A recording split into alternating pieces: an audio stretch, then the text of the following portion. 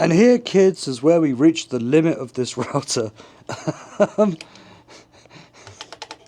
That bit ain't gonna spin with that bass in any way, shape or form. Ooh, this is dirty. Yeah, that's not gonna spin. So I guess we are going to take this out.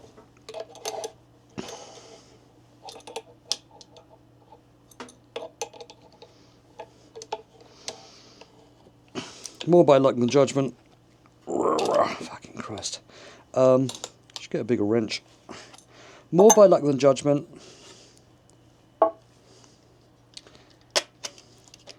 I have many router options.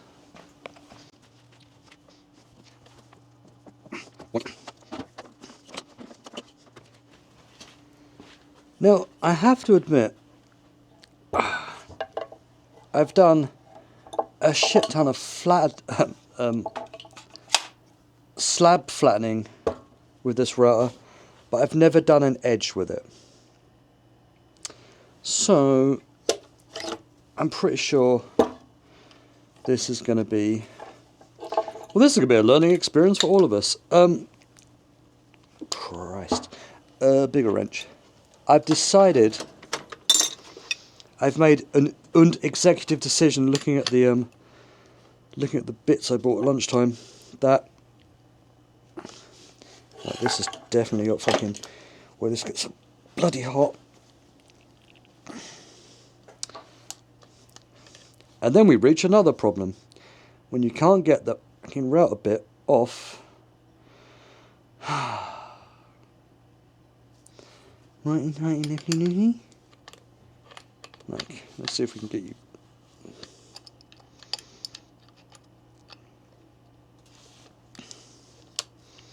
I've never had a problem undoing a router bit. Ding, ding, ding, ding, ding.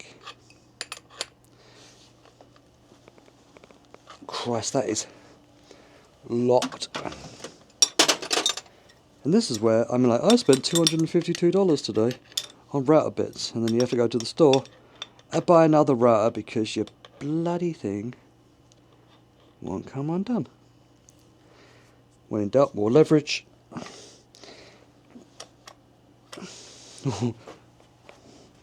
When in even more doubt, throw it in a vice and hang on it. I'm sure it's not what you should do, but sometimes you do. Yep. That got it.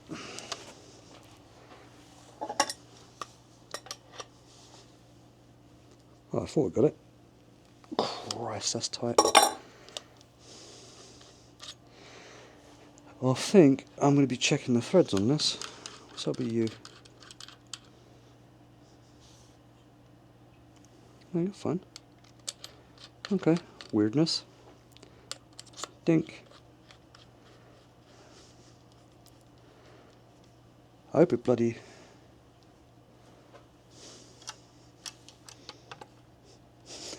Ha! Ah, fuck. Okay, right.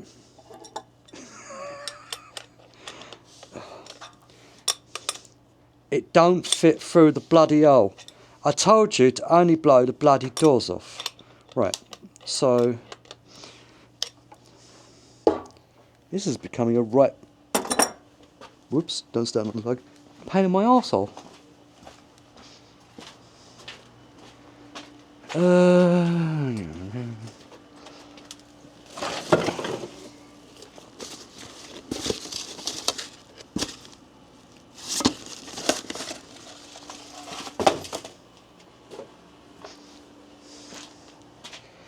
Well, shit. The other router base that router comes with does not have a bigger hole on it, so I am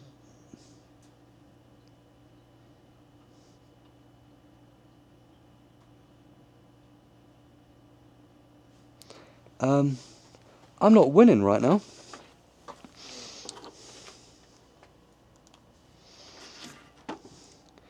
I guess...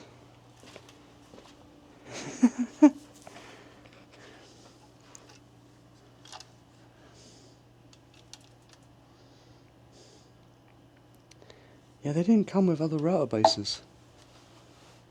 Shit.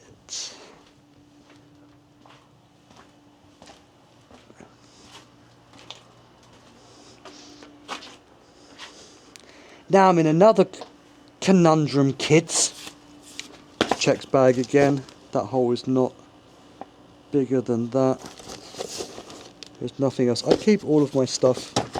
I do actually keep all of my stuff in the bags that they come with. Right.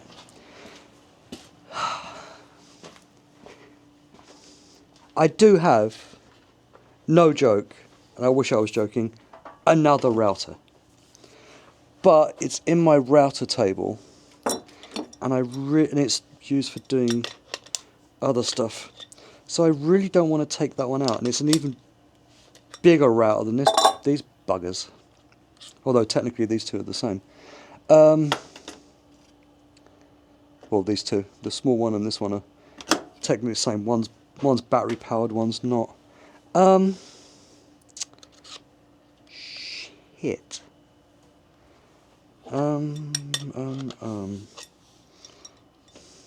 Go buy another router, Dowsett.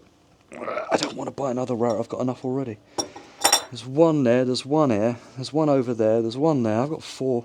There's a spare one in there in case the CNC decides to stop working. Shit. I don't have a spare base for that one. I may have to order a router base. Okay.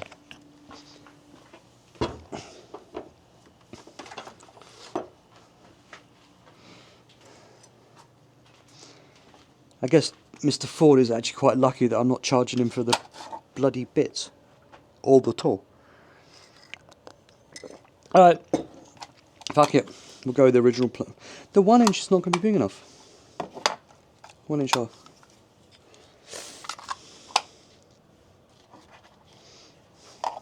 Always check what you've got. I've now got 2 1 inch, half inch depth bits because I'm an idiot. That's a 3/4, 3/8, it's too small. The 45, although the 45 would look pretty damn funky. The 45 would do it. But that was my kind of like, I wanted a round.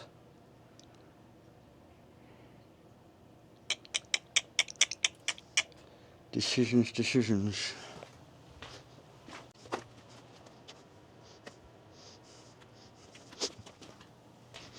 I do have a 3/8 round over.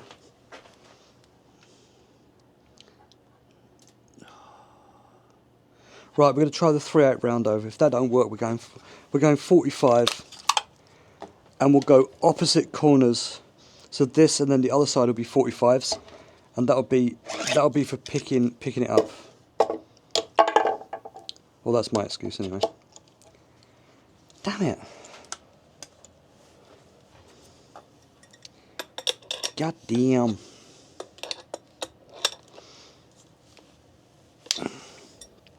So I guess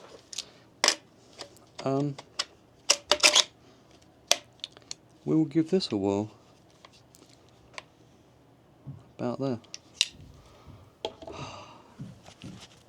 See if this works.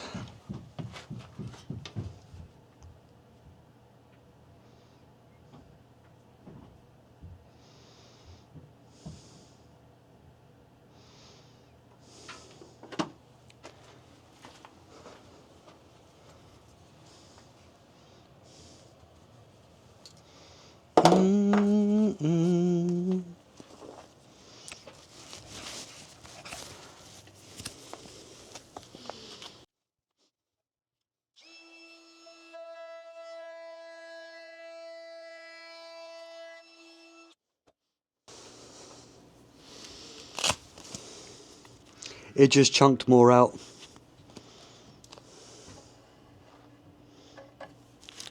But at least the chip's gone now. Right, we're doing 45. If that don't work, I'm putting this through the table, so I'm going to re-glue another bit on it.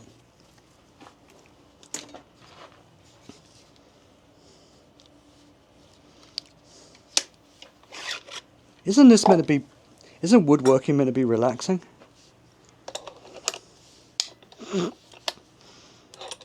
I'm enjoying it, but it's a bit challenging sometimes when the best laid plans of mice and men and all that don't do what you want it to do.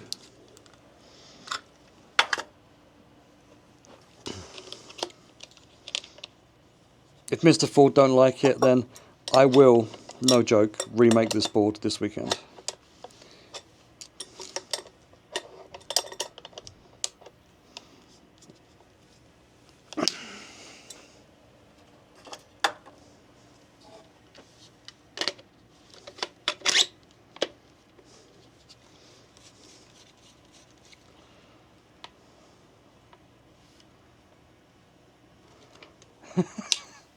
Fucking hell. I'm still not sold on the RZ mask, in case anyone's wondering.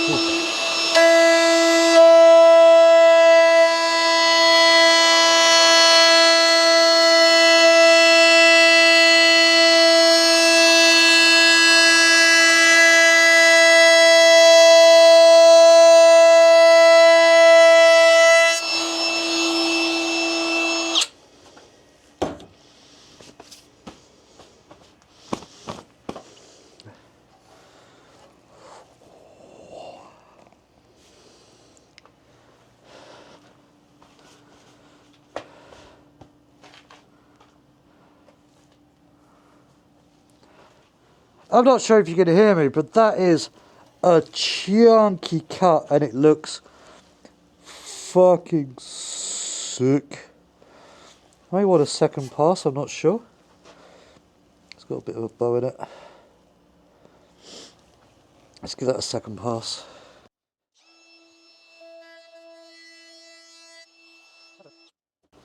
Oh fucking, oh it's got a fucking,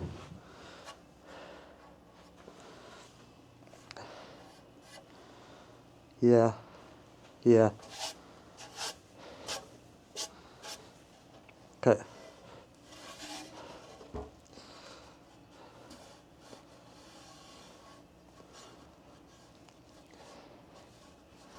Yeah, I like that. I like that.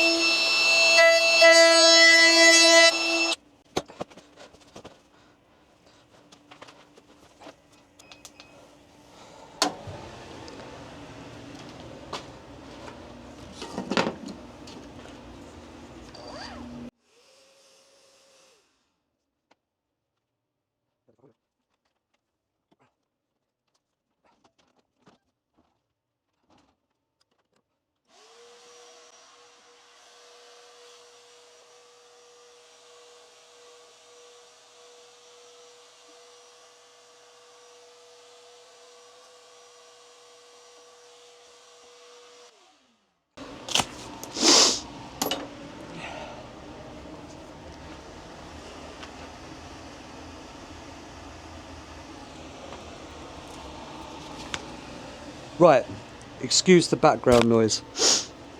In case you can't tell, I am fucking digging it. It's a really nice, comfortable, from someone that reviewed climbing holds for over a decade. Nice here, doesn't really infringe upon the cutting space, and if you're turning it over, it's always the same, unless you, whatever. So I need to pick it up. Pick it up. No, I'm actually digging that. I'm quite happy with the way that turned out. Good decision, Dowsett. Now, it's a... excuse me, fucking tea. Oh, double burp. It's a bit dusty in here, so I'm going to pause for a little bit and let the air clear. So I'm going to give it 30 minutes, I'll be back down. And then we'll start sanding. I've got a few little gaps to fill after that, which I might do now. No, I'll wait. Health first. But now... yeah, now I'm stoked on this. This is going to be sick. Yeah, it looks a bit... it's got a bit of a bow in it on that side. This side, not at all. But this side's got a bit of a bow. It's going to take a bit of a sand. I need to... when I come back down, I'm going to pull out a straight. But it could just be a trick of the way the wood is. It looks like it's bent because of the colours. But we will figure that out. Let's let the air clear and I'll be back. Righty.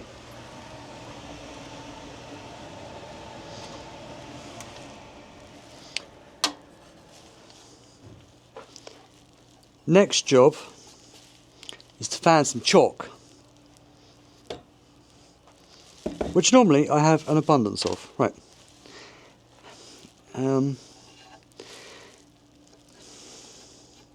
There's a few little cracks. Well, not cracks. That's the wrong term. There's a few joints that need a little bit of glue run into them.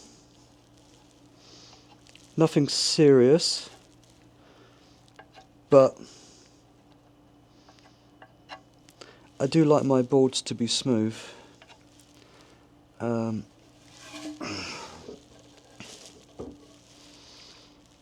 That's for sure.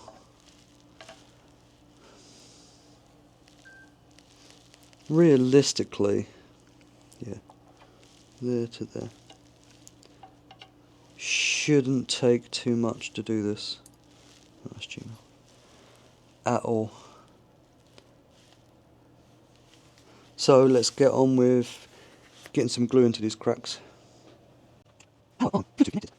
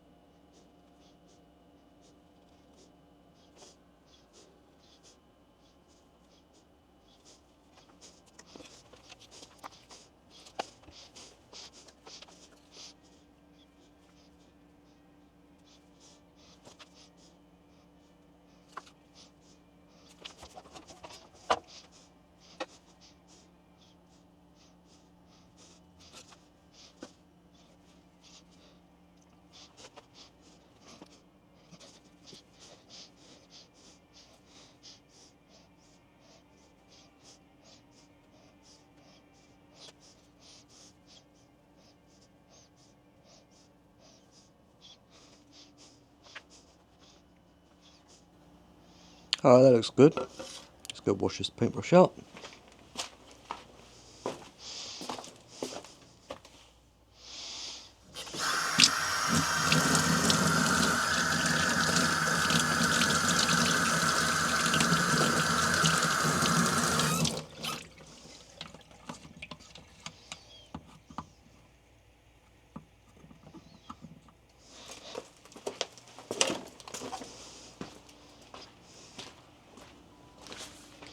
Now the trick, this is the first pass of just gluing up. The problem is you've got so many different types of wood, it's really hard to actually make a putty with with sawdust and actually fucking do it. So this will do for the first pass, and we'll get this, let it set up for about 30 to 40 minutes. After that, we'll do the other side. So we let this set up for 40 minutes, sand it, flip it over, do the other side, let it set up for 30, 40 minutes, sand it, and then we'll assess where we're at. So I guess stay tuned, and we'll try and find a different angle as well. Well, that was a fail. So I'm not sure if I filmed, but the other side is done and sanded, just in case I didn't film, because I think the camera just shut down on me. And I'm just doing this side quickly now. And what I was saying is the reason why I think I have these weird glue joints, one was partially because my saw blade was crap, but that's been replaced now.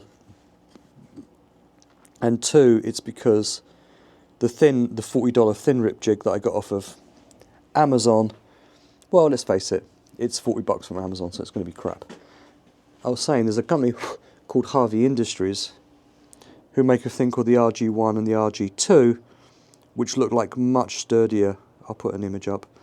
Looks like a much sturdier rip jig that would actually be useful on a bandsaw as well.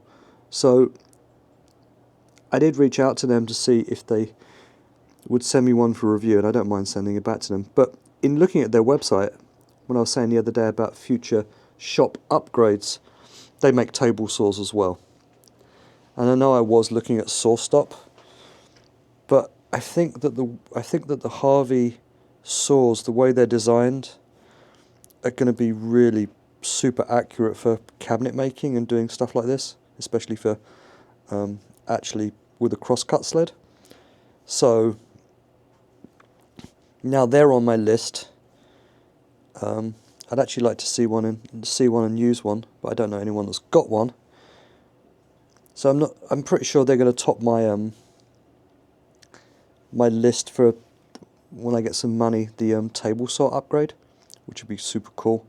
The other thing they make is because I was talking about dust extraction as well, they actually make a dual cyclone dust extractor, which is a very low, it's five something foot long, but it's a very low profile, and I dig that. And I saw it when I was looking at the Harvey website the other day. What was really funny is I recognised the machine because I follow a guy on YouTube called Woby Design, and I'll put a link in the description below, who makes furniture and art out of recycled skateboards. It's actually really cool, and he actually did a video and he thought he'd broke the Harvey dust extractor. He had to just do some maintenance on it. So that would be, I think, I've looked at the Laguna Flux one, I think it is, and I think after seeing the Woby Design thing again when I get money, I think that dust extractor is going to be my extractor of choice, because I don't have super high ceilings, and I think that it will fit in, and it will do exactly what I need. It's got, I think it's 2 6-inch ports step down to 4-inch, which would be super nice, because all I need to do is run a track. The table saw will go with the CNC, as I'm going to get rid of the CNC, and then I can run a track, because one with the flex hose can do joiner and planer, and then the other one will be maybe a flex hose to the bottom of the table saw, and then the only one that doesn't have dust extraction at that point is this. But we'll figure it out, and at some point I'd like to upgrade my bandsaw as well. But this is far into the future. But yeah, I'll leave some links in the description to what I'm talking about. I'll put images in the video, but I'll leave some links in the description to the Harvey stuff. It looks really interesting. I have to admit, it does look quite interesting. A good tape, like, it's a real toss-up, and you can leave comments. Do I upgrade the dust extraction first, or do I upgrade the table saw? And I'm of the mind, I have dust extraction. It's not great, but it does the job. I'm of the mind is I think I need the table saw before the dust extractor, to be honest, because I can wear a mask and I can turn on the big air circulator down here, or I can just walk away and let it settle like I did earlier. So I'm of the mind table saw first, although it's going to be hard to get in unless it comes in bits. Table saw first and then the dust extractor. If I had the money, which I don't, I'd get both at the same time. Could probably save on shipping. That's my thoughts. Leave a comment if you think that I should do the dust extractor before I do the table saw. I would be interested to hear your comments. This one's a little bit of a top up. So yeah, that's the reason why I think I get some splits in my glue joints, is because I need to upgrade to the Harvey RG1 thing. It looks bloody independent suspension. It looks built like a freaking tank. I saw a couple of videos of people with it, but they're like, you know, I think it was a retired dude and someone that's actually a professional woodworker. I think I generally have a slightly different perspective to people like that. And if you remember this channel when it originally started, if you're an OG member, which I don't think I have many OG members anymore, was purely for reviewing climbing holds. So I did, 10, 12 years of reviewing climbing holds and giving my opinion. So, and I've done reviews on cameras and I've done reviews on clothing and stuff. So it'd be nice to flex those muscles and get good quality woodworking products out there a little bit. I think it'll be quite nice. Flex the old review muscles again. Although I did do a review the other night. If you watched it, the one beer review on the Woodpecker's rout-n-mill extra large, which I really dig. I'm glad I invested in that. It's a bit more work than it's a shit ton more work than actually just whacking something through a planer. But I feel it gives a really nice, it gives a good finish with the ultra shear bit that's on the router. It gives a really nice finish. Eventually, it is work, and you do get covered in dust, and you do make dust, but I like it. The bit of manual labour, and the boards come out nice and flat, and I don't get snipe, and that's the reason why people might ask why I use the rout-n-plane rather than just whacking it. Especially not the end grain ones, something like this. Well, one, this is too wide for my planer. I need to get a belt sander as well. Jesus, the list never stops. The reason, one, this is too wide for my planer, and you're going to get snipe. Even though mine's dialed in really well, you could get snipe. And when you put so much time gluing something, I don't want snipe, and I don't want to have to deal with that. So I'd rather at some point buy a decent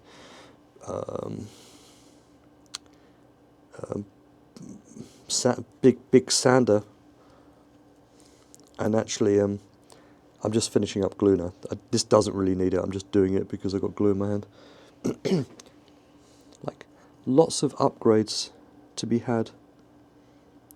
Although woodworking is my winter pastime, I am going to continue making boards throughout the summer, maybe with less videos, because summer's train time and whatever else. But during the week, I'm probably going to come down here after work and build more boards and get a stock and see if I can sell some at Christmas. And the boards, apart from the customers I do have, I put a couple on Facebook Marketplace, and it's been one bot and one person that's reached out to me, and yeah.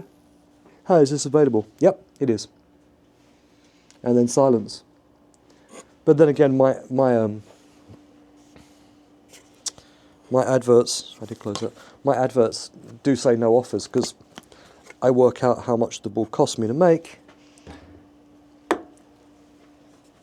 So I'm not taking offers on them. If the board's $75, the board's $75. Don't come and haggle at me. And that's me. That's not me not gouging people. That's just the sheer amount of work. Maybe I should start calling them artisanal. Soon as I put that in, it'll be like, oh my god, triple the price. But I think I'm making a good product for a really fair price. But there are people out there with, belt sanders, drum sanders and stuff, that can do this cheaper and faster than me. But I think you can see that I do put quite a lot of TLC into these boards. And if I'm not charging the customer for this. This is just me being fucking anal. It just comes to a point of I want to put out a quality product. If I make less money because it's taken me more time, and this board's taken me more time, this board, if I'm honest, I'm actually in the negative because buying those bits today, I'm in the negative on it. But that's fine. I'm a learning. And it was problem solving because a problem. But if I get better at cutting wood, then I won't have the problems, and then I will actually make some money. And I think, if I'm honest, this board, I think, for the labour, I'm only making about $60. But this is video 5, so yeah. And you can see the amount of time I've put into it. So it's kind of funny.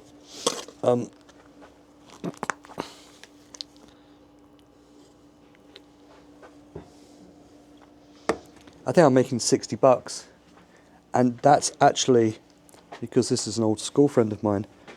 I actually halved my hourly rate from a whopping $10 down to $5 because he's a buddy, and I think I was still only making. Actually, I don't even know. I have to look at the spreadsheet, but I'm guessing I'm making nothing. But you live and learn, right? You can't win them all, and I'm happy that my chef buddy, or wannabe chef buddy, is going to have a nice board, and his family can enjoy it, and hopefully it'll last a good long time. But then again, I also told him, if this thing warps because you don't look after it, that's on you. But if this thing breaks, you tell me, you send me a picture, I'll make you another one for free, and I'll send it to you. I stand by my fucking boards. If these shits break, I will send you a new one. It may not be exactly the same, but I will send you a new one. I said that to MP, one of my staff, the other day when I got her board, and she's super happy with it. I'm like, this is how you care for it, this is how you disinfect it. I'm like, this thing bends or breaks, I will make you a new board. I stand by my product.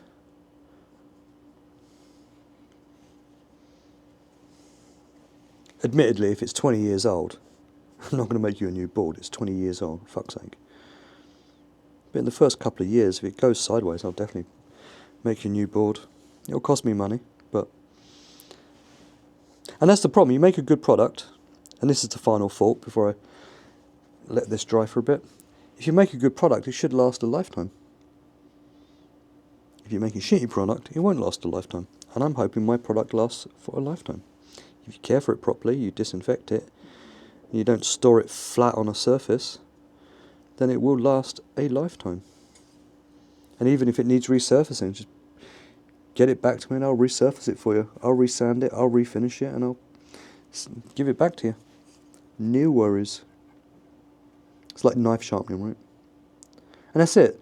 And I guess that is the final thought. If you make a good board like this one, which I think is going to be a great board, I think that if it lasts a lifetime, you're kind of fucking yourself out of customers, to be honest, because they're not going to come back because they've got a board that's not broken that's lasting a lifetime. So you're kind of like, it's like a one and done, right? I am being so anal with the just filling up pores now. Yeah, it's just a one and done. And the laugh of it is, with all of this glue, it's going to take me even longer to sand, so I make even less money than I wasn't making already. So fuck it. Do it properly, or don't do it all.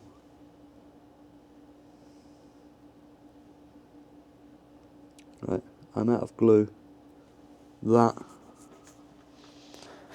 is looking damn fine. It's the 45s on this now, with that round over on this yellow. Oh,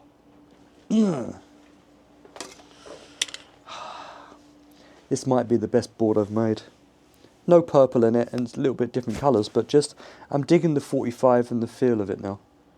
And I'm digging the dark here with the yellow here, and I'm really digging this colour. When this gets oil on it, I'm really interested to see what happens when this gets oil.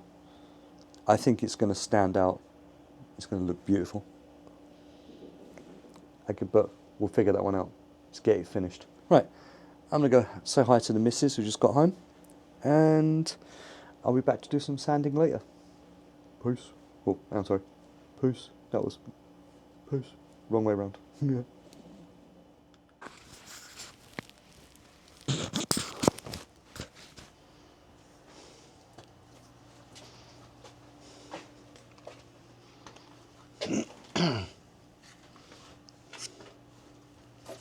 Right.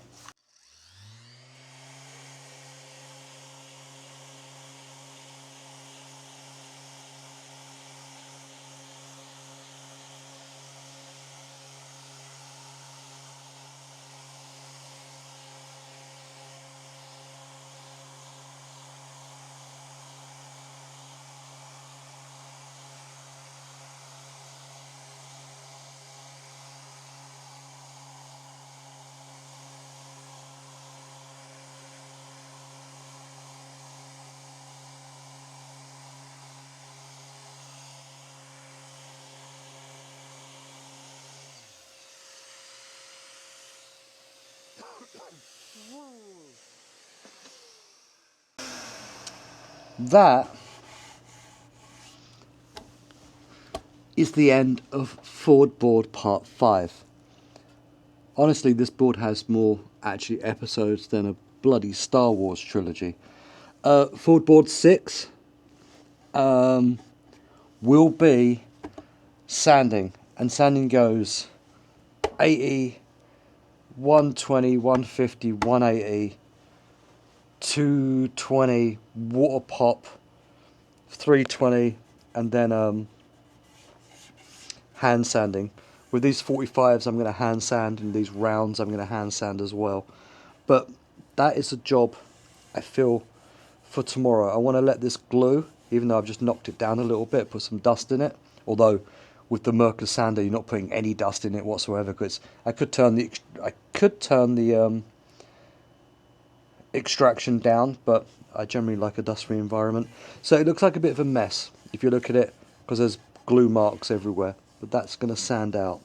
So I'm going to let this sit overnight, and let the, oh, there's a nice pop of yellow here on the end as well.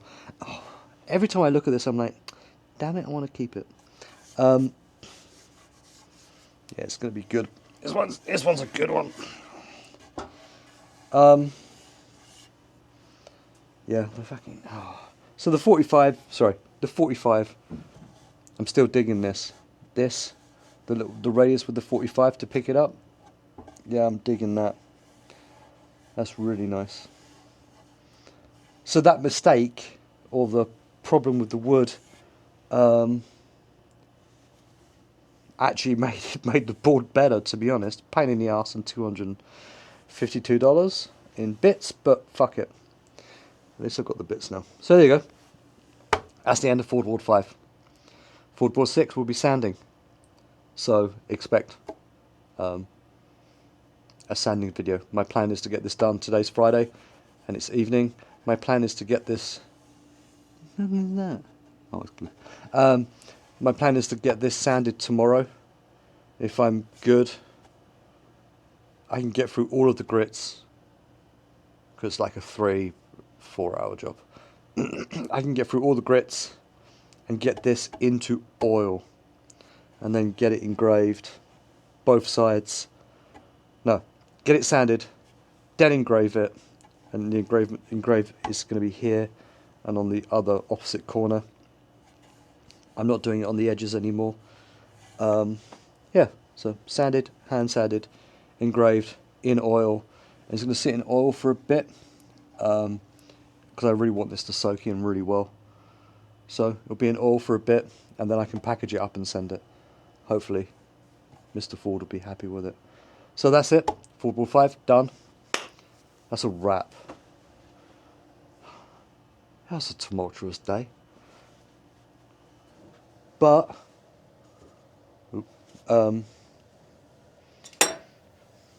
I think the end product is going to be worth it. So enjoy your Friday night, and I'll see you Saturday morning.